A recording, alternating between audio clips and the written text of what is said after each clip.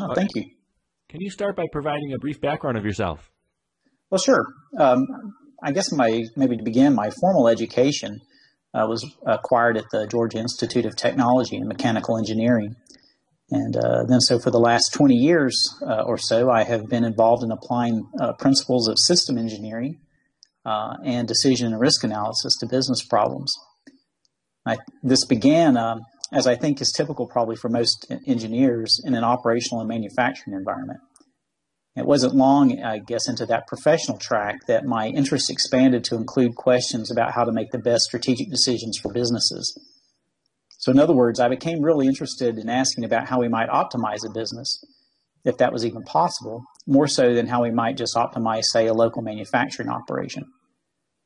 And then I'd say over time, by asking those kinds of questions, my consulting practice and professional practice has covered the range from those local optimization type questions to global strategic perspectives in very diverse industry verticals, which include commercial real estate, telecommunications, electronics manufacturing, pharmaceuticals and biotech, petroleum exploration and production, information technology and systems, education, and as we're discussing today, supply chain and logistics. And can you talk about what does it mean to apply decision analysis and analytics to supply chain management? Okay.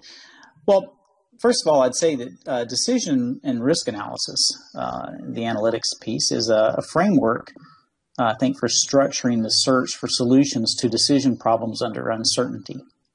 That is, where we understand a decision problem under uncertainty to be one which we want to know the best allocation of resources to achieve goals and objectives when we don't know that it is certain that those allocations will actually lead to certain success, however we might define success.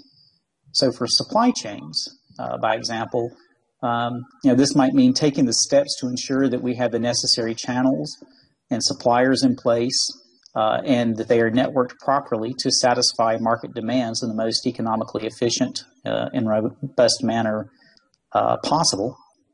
Or it might mean maybe at the logistics level, taking steps to ensure that we have the right kinds and allocation of capital assets in place to transport goods from one origin, from market origin to, market disposal.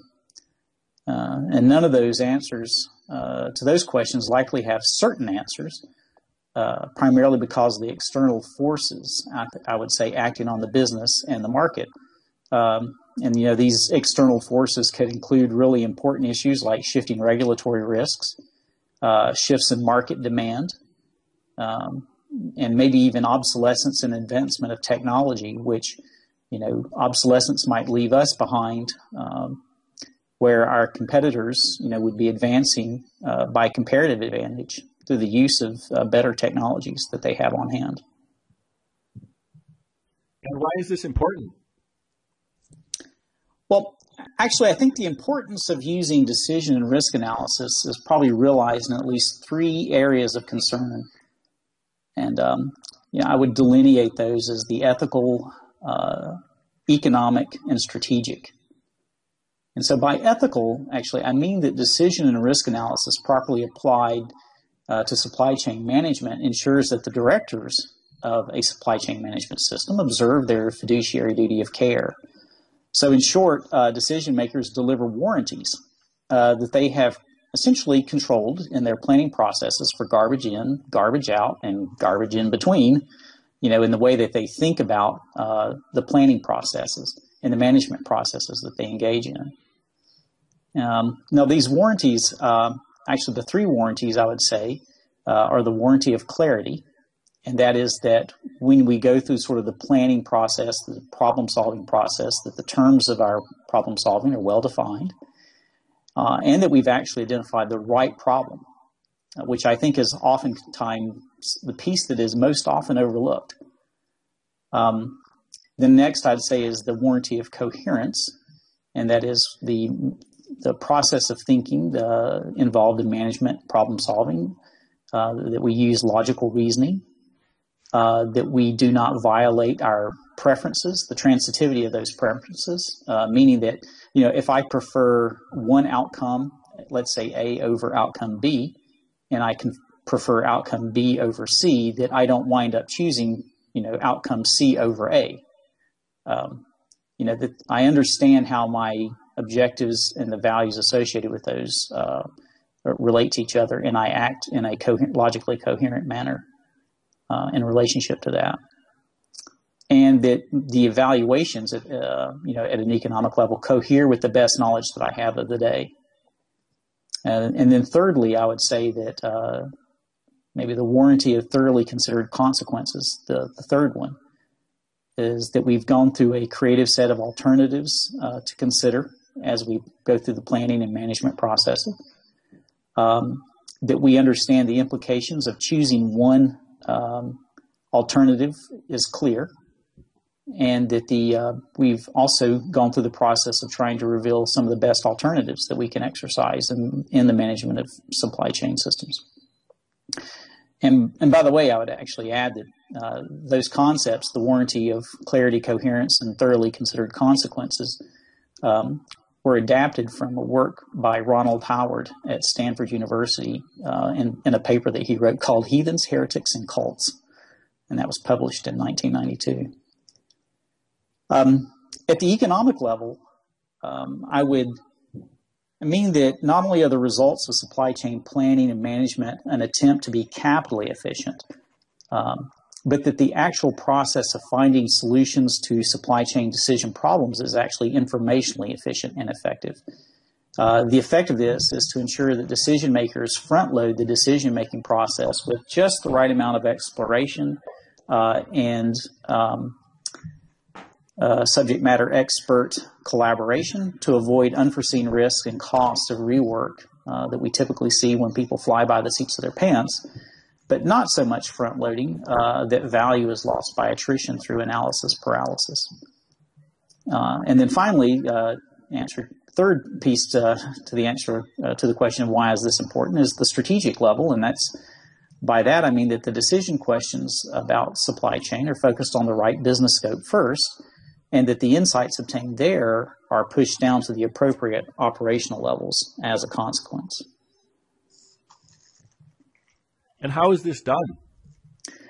Well, that takes actually quite a bit of time, I would say, to answer. However, I'll try to be as succinct as possible on that. So the one thing that I would point out at first is that the practical process of decision risk analysis goes beyond merely incorporating B-school type decision trees and operational simulations, although analogs of those would certainly and eventually be employed, but I would say at the right time and in the proper order to the evaluation process. So while constructing operational simulations may supply a necessary but not sufficient contribution to the decision analysis process. So the first step, actually, I think, as I alluded to first, is to properly frame the supply chain decision problem at hand, or whatever management problem there may be, or management opportunity. And this means identifying organizational goals and objectives, and understanding their hierarchical relationship to each other, meaning that not all objectives are as important as others, and we need to understand how they are related to each other, in terms of their importance, as well as what trade-offs might need to be made in pursuit of one objective over another. We also need to understand the partitioning of the decision space that we have available to us so that we focus only on the key strategic decisions that need to be made now versus, worrying too much about foregone policy decisions that really have already been made for us, or tactical decisions that really can be deferred until later when it's appropriate to refer to them or to consider them. And then I would also say we need to go from there to construct an array of meaningfully distinct and creative decision strategies. And a decision strategy I would describe as a hypothesis about how supply chain decisions actually create value. And then finally, we identify key uncertainties that affect our ability to achieve and identify these objectives. So that's what I would call the framing piece of the decision analysis process. The evaluation phase, which is next, we then actually employ, those types of models that were probably those quantitative models that we're familiar with, the various simulations, spreadsheet models, decision tree models, and the like. And we do that to thoroughly understand the opportunity costs of each of those decision strategies or hypotheses that we posit to create value. Now, I'd point out here, though, that the interesting thing here is that the goal behind the simulation and modeling is not so much to forecast the one best strategy, the one best decision strategy. The goal is to eliminate the weakest strategies from consideration, and then to quantify and prioritize the effects of the uncertainty's ability to make us regret contenders for the best strategy that we might choose. And so this latter piece of analysis is referred to as value of information analysis. And so I guess next, from this information analysis and opportunity cost analysis, we construct robust hybrid decision strategies that are formed from the remaining contenders for the best decision strategy. And again, these are based on a thorough consideration of opportunity cost, of value of control analysis in this latter stage, and then finally risk mitigation. And then I would say that the final step that we get to is that we then create communication efforts, so all the key players, about what the strategies mean that we've decided upon and what they, in terms of actual tactics and execution, that we develop the proper financial plans that are required to obtain the right type of funding to move us forward. And then finally, to communicate to the market in the appropriate ways that help further facilitate success. So quite a bit, I would say, I've tried to boil down into a very short period of time. Yeah, thank you.